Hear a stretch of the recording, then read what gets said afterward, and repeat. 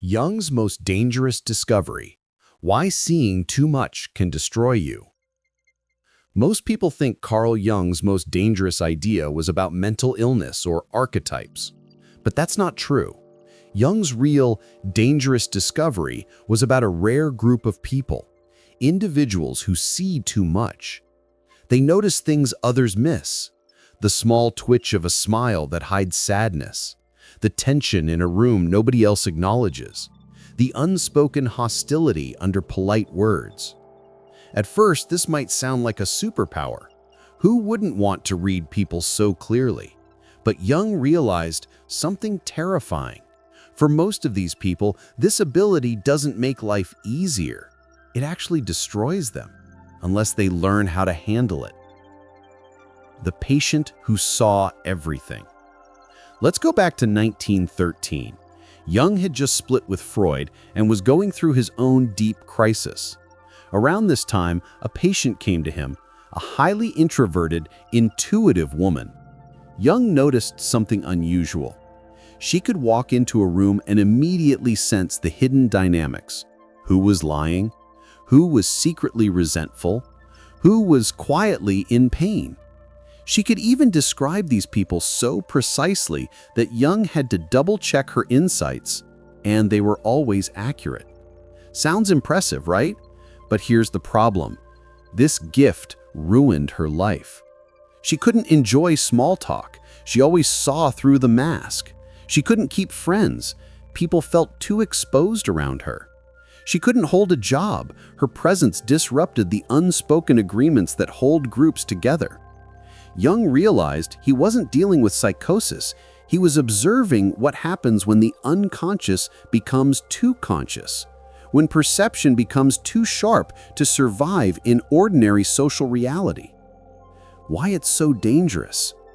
Jung began to see this pattern everywhere.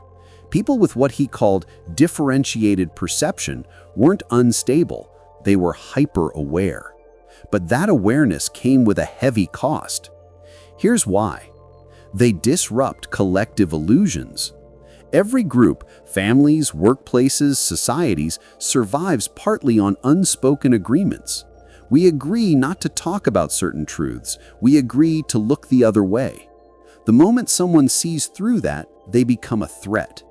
They become isolated. Imagine living in a world where everyone around you is playing a game, but you can see the rules written in neon letters. You'd feel like you're in a different reality. That's what Jung called the curse of consciousness. They lose themselves. Many of these people absorb so much from others, emotions, shadows, hidden pain, that they forget where they end and the world begins. Jung called this participation mystique, when your boundaries dissolve into the collective unconscious. So instead of living a gifted life, these people end up overwhelmed, misunderstood, and often scapegoated. The 4 types of seers. Jung noticed that not all perceptive people work the same way. He described 4 patterns. The feeling intuitive. They absorb emotions like a sponge. Someone else's sadness becomes their sadness. Someone else's anger burns in their own chest. The thinking intuitive. They see hidden patterns and predict outcomes. They just know when a relationship is doomed or a plan will collapse. The sensation intuitive. They sense physical cues. They can feel someone's illness before symptoms appear or detect exhaustion behind a fake smile. The pure intuitive. The rarest type. They perceive everything but can't organize it. Their life is a constant flood of impressions without filters. Different flavors of the same gift and the same curse. The scapegoat phenomenon. Here's where it gets even darker. Jung noticed that when someone reflects another person's hidden shadow, the reaction is usually not gratitude, it's attack. Think about it. If someone hints that you're secretly angry, selfish, or dishonest, even if it's true, your first instinct is to defend yourself.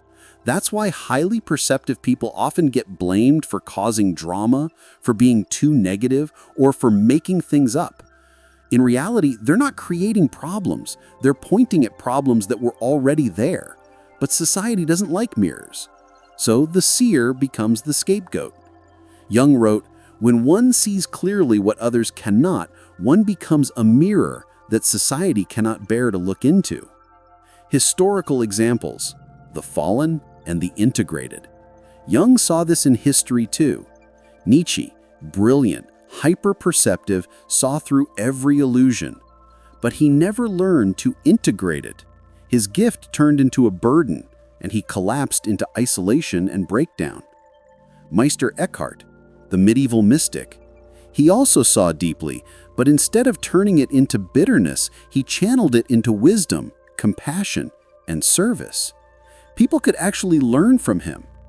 Jung himself, between 1913 and 1919, Jung nearly lost his mind because of his overwhelming visions. But by working with his patients and writing the Red Book, he learned to integrate these perceptions and use them constructively. Same gift, two paths: destruction or transformation. The path of integration. So what's the solution? Jung developed a process he called individuation, turning dangerous perception into something useful. Recognition. First, you must recognize what's yours and what's not. Are you feeling your sadness, or are you carrying someone else's? Jung taught his patients to spend time alone, letting the noise settle until their own voice became clear. Shadow work. Jung noticed that many seers are disturbed by other shadows because they haven't faced their own. Integration means realizing if you can see deception in others, it's because you also have the capacity to deceive. Owning that truth makes perception less overwhelming. Conscious participation. Finally, you must engage with others without losing yourself. Think of it like being a container. You can hold other people's emotions for a moment, but you remember they don't belong to you. The pitfalls. But Jung warned about traps along the way. Inflation. Believing you're a prophet, the chosen one who must awaken humanity. Withdrawal. Giving up on people and hiding, convinced no one can understand you. Overhelping. Defining yourself only as a healer while forgetting your own growth. Regression. Falling back into overwhelm when life gets tough. Avoiding these requires boundaries, regular solitude, ongoing self-reflection, and supportive relationships. The right relationships. Jung emphasized that people with superior perception must find the few who understand. He described 3 kinds of allies. Fellow individuated people, they get it instantly. Those on the path. People doing their own inner work who may not see like you, but respect it. Natural containers, wise, grounded individuals who can listen without being overwhelmed. With the wrong people, your gift feels like a curse. With the right people, it becomes medicine. The final transformation. At the highest level, perception shifts from curse to calling. You stop trying to fix everyone and instead live as an example. You embody awareness. You become a mirror that helps, not wounds. Jung's 1913 patient eventually got there. After years of individuation work, she learned to separate her own feelings from others, found meaningful work, and built relationships where her gift was valued.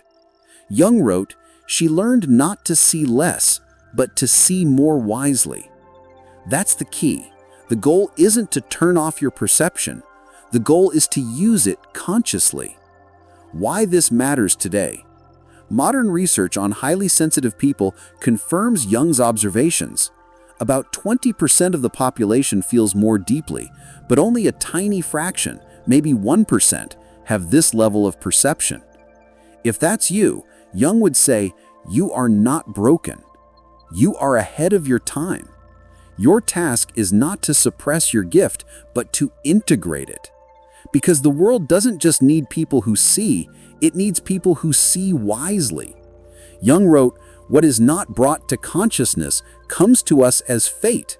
That means if you don't help bring the unconscious to light, it will erupt destructively in society. Perceptive people are pioneers of consciousness. They sense tomorrow's problems before anyone else does. And that's why Jung called this discovery dangerous, because it's a double-edged sword. If you can integrate it, you become a guide. If you can't, it consumes you. So if you recognize yourself in this description, if you feel like you see too much, if you're exhausted from carrying what others can't acknowledge, remember, your perception is not your curse. It's your responsibility. The real danger isn't in seeing too much. The real danger is never learning how to see wisely.